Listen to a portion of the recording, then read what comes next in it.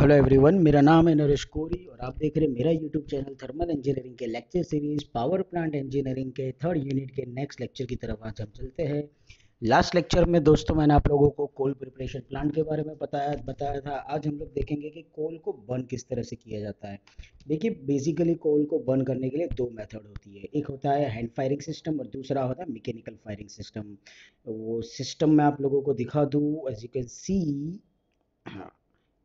ये हमारी hand firing और मैकेनिकल फायरिंग सिस्टम है। ठीक है, आप लोग देख सकते हो दो दो मेथड मैंने यहाँ पर दिखाई हुई है। ठीक है, और बर्निंग सिस्टम की कुछ कैरेक्टरिस्टिक्स होते हैं जो कुछ मेथड्स के ऊपर डिपेंड करते हैं। तो क्या है, तो सबसे पहला हमारे लिए होगा that the characteristic of the available coal, the capacity of the plant. Third one is the efficiency and reliability of the combustion equipments. Fourth one is the power plant load factor, and the last one is nature of land fluctuation. ये सारे parameters जो होते हैं वो furnace की design के लिए या फर्नेस की स्पेस के लिए डिपेंड करता है। देखिए, बॉयलर हम लोगों ने पहले ही देखा था कि तीन टाइप के होते हैं। ठीक है, low size, medium size and heavy size. मतलब के लो कैपेसिटी वाले, मीडियम कैपेसिटी वाले और हाई कैपेसिटी वाले। तो जिस तरह से बॉयलर की डिज़ाइन होगी उसके बेसिस पर ही हमारे फर्नेस की डिज़ाइन भी होगी। तो फर्नेस किस तरह से हम लोगों को डिफाइन करना है, फर्नेस क्या होगा, किस तरह से हम लोगों को उसको सेट करके चलना है, क्या स्पेस की रिक्वायरमेंट होगी, क्या साइज की रिक्वायरमेंट होगी, वो टोटली चीज़ डिपेंड करता है हमारे बॉयलर के ऊपर। तो ये उसके सारे बेसिक डिपेंडेंट फैक्टर्स थे कि हम लोगों को ध्यान में रखना होता है। अब बॉयलर के अंदर जो फ्यूल हम लोग यूज़ कर रहे हैं, मतलब कि coal, powder form of the coal, उसको बर्न करने के लिए दो मेथड है, hand firing and mechanical firing. जिसको मैकेनिकल फायरिंग को हम लोग स्टॉकर फायरिंग भी बोल सकते हैं। बिल्कुल यहाँ पर आप लोग देख सकते हो, तो स्टॉकर फायरिंग भी यूज़ होता है। एडवांटेजेस क्या है मैकेनिकल फायरिंग के over hand firing? Hand firing का मतलब ये होता है कि मैन्युअली हम लोगों को चलाना है। ठीक है, उसके अलावा भी एडवांस टेक्नोलॉजी जिसको बोलते हैं वो है मैकेनिकल फायरिंग। तो मैकेनिकल फायरिंग बेसिकली क्या होता है और वो हम लोग अभी पढ़ेंगे। लेकिन मैकेनिकल फायरिंग के सबसे पहले हम लोग बेनिफिट्स देख लेते हैं, एडवांटेजेस देख लेते हैं। मैकेनिकल फायरिंग के भी अलग अलग फैक्टर है, अलग अलग क्लासिफिकेशन है, जो मैं आप लोगों को एडवांटेजेस और डिसएडवांटेजेस के बाद में समझाऊंगा। पहले हम लोग एडवांटेजेस देख लेते हैं कि मैकेनिकल फायरिंग के एडवांटेजेस क्या है। पहला, that the combustion efficiency is high, मतलब कि हम लोग जितना हो उतना मैक्सिमम हमारे फ्यूल को कंबस्ट कर पाएंगे। Second one, the cold preparation is not required. जो हम लोगों ने कोल्ड प्रिपरेशन प्लांट देखा था कि कोल को हम लोगों को मैन्युफैक्चर मतलब उसको पाउडर फॉर्म में कन्वर्ट करना पड़ता है। यहाँ पर क्या होगा कि अगर आप लोगों ने कोल को बहुत ही ज़्यादा पाउडर फॉर्म में, फाइन ग्रेन पार्टिकल में अगर कन्वर्ट नहीं किया है तो अभी चलेगा।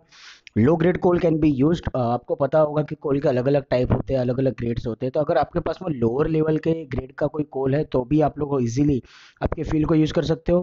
फायरिंग सिस्टम इज रिलायबल, आपकी फायरिंग सिस्टम जो होगी वो इजीली स्टार्ट हो पाएगी, इजीली क्लोज हो पाएगी, इसलिए रिलायबल भी है। लेस लेबर इज रिक्वायर्ड, आपको बहुत ज़्यादा लेबर देने की ज़रूरत नहीं है, मतलब कि पर्सनस की ज़्यादा रिक्वायर्ड नहीं है। क्योंकि मैकेनिकल फायरिंग है, मतलब ऑटोमेटिक सिस्टम, मतलब कि मैकेनिकल मैकेनिज्म्स इसके अंदर यूज होंगे जो हम लोग मैं आपको आगे दिखाऊंगा। स्मोक प्रोड्यूस्ड इज लेस, मतलब कि स्मोक देखो कब प्रोड्यूस होता है, जब इनकम्प्लीट कंबशन होता है ना फ्यूल का, तब स्मोक के प्रोड्यूस होने के चांसेस रहते हैं। अभी मैकेनिकल फायरिंग में क्या है कि हम लोगों को कंबशन एफिशिएंसी अच्छी मिल रही है। अगर कंबशन एफिशिएंसी अच्छी मिल रही है तो सीधी सी बात है कि हम लोगों को प्रॉपर कंबशन मिलने की वजह से जो स्मोक जनरेशन होगा वो कम होगा। इसीलिए यहाँ पर ये बोला गया है that the smoke produce less. And the last one is free from danger of explosion. Space इतनी अच्छी होगी, फायरिंग सिस्टम इतना अच्छा है कि एक्सप्लोड होने के चांसेस काफ़ी कम है। तो ये बेसिक एडवांटेजेस थे मैकेनिकल फायरिंग के। उसी तरह से बेसिक डिसएडवांटेजेस क्या होते हैं, that the construction is complicated, थोड़ा डिज़ाइन कॉम्प्लेक्स होगा। आपको आगे अलग अलग स्टॉक फायरिंग सिस्टम के अंदर देखने मिल जाएगा। इनिशियल कॉस्ट इज हाई, उसको बनाने के लिए आप लोगों को ज़्यादा से ज़्यादा पैसा डालना पड़ेगा। Loss of fuel in the form of riddling, riddling के फॉर्म में आप लोगों के फ्यूल का लॉस होने के चांसेस है। रिडलिंग मतलब वेस्टेज हो जाना, जिसको हम लोग कंबशन में यूज़ नहीं कर पा रहे हैं। High maintenance cost due to higher temperature of furnace, furnace का टेम्परेचर काफ़ी हाई होता है, मतलब हम लोगों को टाइम बाय टाइम हमारे फर्नेस का मेंटेनेंस करना पड़ेगा। आपको पता होगा कि मटेरियल, अलग अलग मटेरियल की टेम्परेचर कैपेसिटी अलग अलग होती है, और जैसे टेम्परेचर बढ़ते जाएगा डेफिनेटली चांसेस है कि आपके मटेरियल के अंदर कुछ चेंजेस आए। तो वो जो चेंजेस आ सकते हैं उस चेंजेस के आने के बाद या उस चेंजेस से बचने के लिए हम लोगों को क्या है, मेंटेनेंस टाइम बाय टाइम हमारे फर्नेस का करना पड़ेगा। Next one is excessive wear of moving part due to abrasive action of coal. Coal charcoal form में होगा या थोड़े बहुत बड़े साइज के पत्थर के फॉर्म में होगा, तो उसकी फ्रिक्शन की वजह से मूविंग पार्ट्स के ऊपर जो फ्रिक्शन लग रहा है, वियरिंग हो रहा है, उससे हम लोगों को बचना है। तो ये हमारे लिए एक डिसएडवांटेजेस है।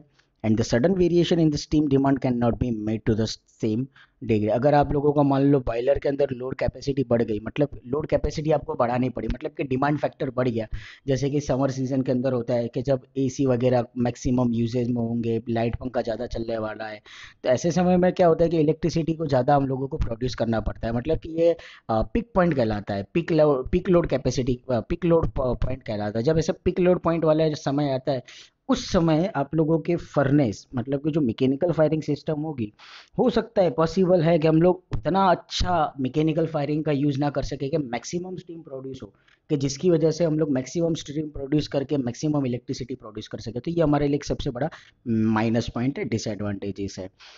क्या टाइप होते हैं, तो बेसिकली दो टाइप होते हैं मैकेनिकल फायरिंग के, एक होता है ओवरफीड और दूसरा होता है अंडरफीड। दोनों के बीच में क्या क्या फर्क है या क्या क्या इस तरह से कंपैरिजन की जा सकती है। तो सबसे पहले ओवरफीड स्टोकर के अंदर क्या होता है कि कोल, मतलब कि हमारा फ्यूल जो होगा वो हम लोग ऊपर की तरफ से फीड करेंगे और एयर जो होगी वो नीचे की तरफ से आएगी। सामने अंडरफीड में क्या होगा कि कोल और एयर दोनों के दोनों हम लोग बॉटम से फीड करेंगे।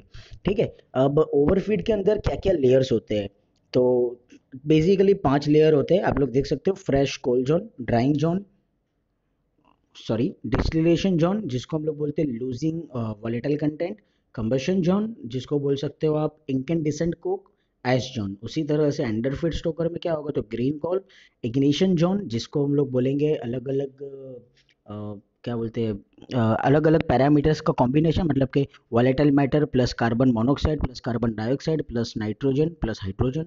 फिर होगा आपका लेयर इंकेंडिसेंट कोक जिसके अंदर होगा carbon dioxide, carbon dioxide, oxygen, nitrogen and water. Water मतलब कि पानी नहीं होगा, मॉइस्चर यहाँ पर प्रेजेंट जो होगी मॉइस्चर को कंटेन किया है। The last layer will be of S. तो ये कंपैरिजन थे आपके दोनों ओवरफीड और अंडरफीड स्टोकर के। सबसे पहले हम लोग पढ़ेंगे ओवरफीड स्टोकर के बारे में।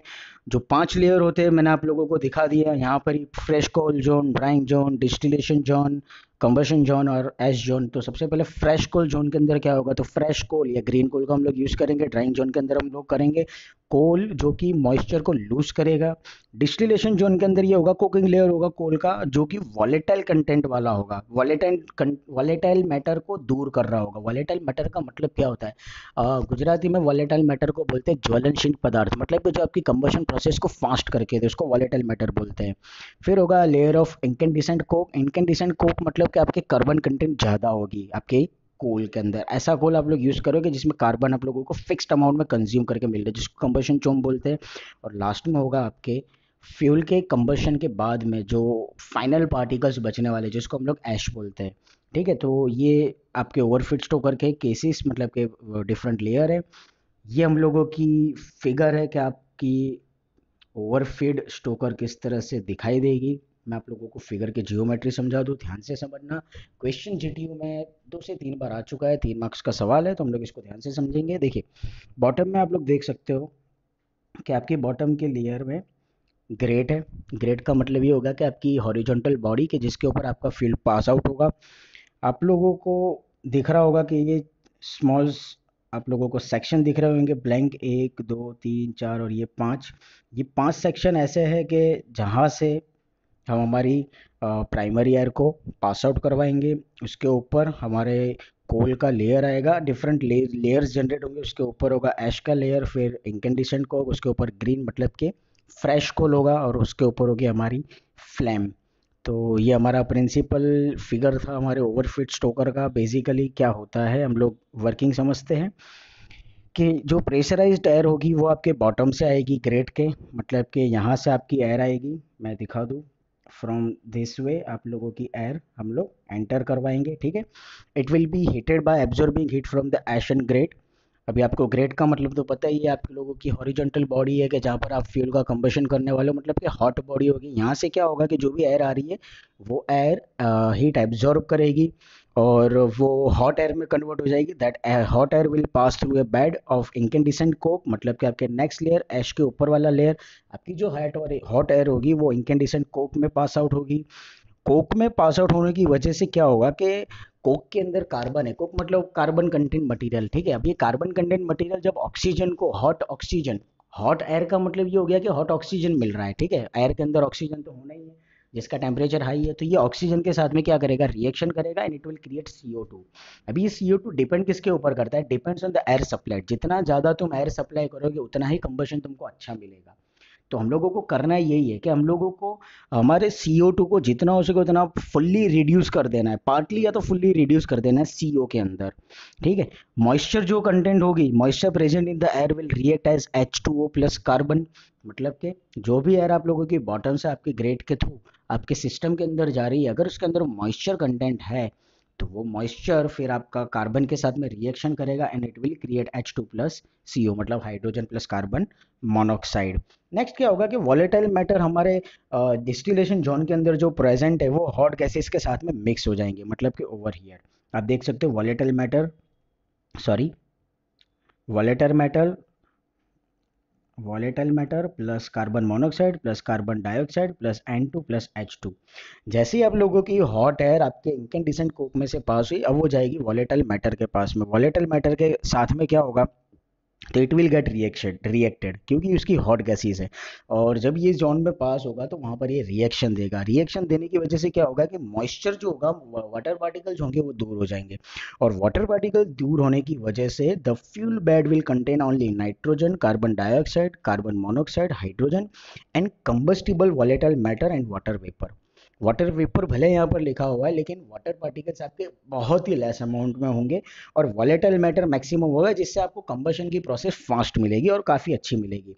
फिर क्या करना है हम लोगों को, फिर हमारे जो ऊपर का लेयर है, ये जो ऊपर का लेयर है यहाँ से हम लोग सेकेंडरी एयर को पास आउट कराएंगे। अभी सेकेंडरी एयर को पास आउट कराने की वजह से क्या होगा, the secondary air at higher velocity will be supply to the fresh coal zone, मतलब कि आपके अपर लेयर पर कि जहाँ पर आपका फ्रेश कोल आ रहा है, ठीक है। यहाँ पर पास आउट करने की वजह से क्या होगा कि एक टर्बुलेंस इफेक्ट जनरेट होगी। जो टर्बुलेंस इफेक्ट जनरेट हो रही है वो आप लोगों को 100% कंप्लीट कंबशन देने की कोशिश करेगा। एफर्ट यहाँ पर ये होगा कि आपको 100% कंबशन मिले, और ये 100% कंबशन आप लोगों के लिए फायदा कारक है, इसलिए क्योंकि यहाँ पर हम लोगों को फ्यूल का लॉस नहीं मिलेगा, कार्बन मोनोऑक्साइड के जनरेट होने के चांसेस काफ़ी कम हो जाएंगे, और जितने कम कार्बन मोनोऑक्साइड के फैक्टर्स जनरेट होंगे उतने हमारे लिए अच्छा है। The combustion gas is entering into the boiler consist of, और ये जो फर्नेस में से गैस जनरेट हुई फिर वो बॉयलर के अंदर जाएगी, मतलब कि वाटर ट्यूब बॉयलर है तो वाटर ट्यूब्स के सराउंडिंग में होगा, फायर ट्यूब बॉयलर है तो ट्यूब के अंदर आप लोगों की हॉट गैसेस जाएगी, और वो हॉट गैसेस क्या क्या होगी, तो nitrogen, carbon dioxide, carbon monoxide, H2 मतलब हॉट स्टीम, वाटर वेपर जिसको बोलेंगे हायर लेवल पर, and oxygen. If combustion is not completed, अगर कंबशन कंप्लीट नहीं हो रहा है तो, and during this combustion incandescent coal will continuously lose carbon and only ash will falls down through grate into the ash pit। जो भी आपकी ऐश generate होगी वो आपके ऐश पीट के थ्रू, ये जो ऐश आप लोग देख रहे हो, ये ऐश वाला पोर्शन यहाँ से आप लोग, ये जो साइड वाला पोर्शन यहाँ से आपकी ऐश कंटिन्यूसली बाहर निकलती जाएगी। मैं आप लोगों को आगे चेन ग्रेट स्टोकर पढ़ाऊंगा। यहाँ पर ये जो ट्रैवलिंग ग्रेट स्टोकर है ये मेरा नेक्स्ट टॉपिक होगा। इसके अंदर मैं आपको एक वीडियो दिखाऊंगा, एनिमेशन वीडियो, जिसमें आपको प्रैक्टिकली पता चलेगा कि ऐश किस तरह से बाहर निकलती है। तो दोस्तों ये था principle of overfit Stoker. Hope कि आप लोगों को समझ में आया होगा। अगर आप लोगों को कोई डाउट है तो आप मुझे ज़रूर पूछिएगा। Thank you so much.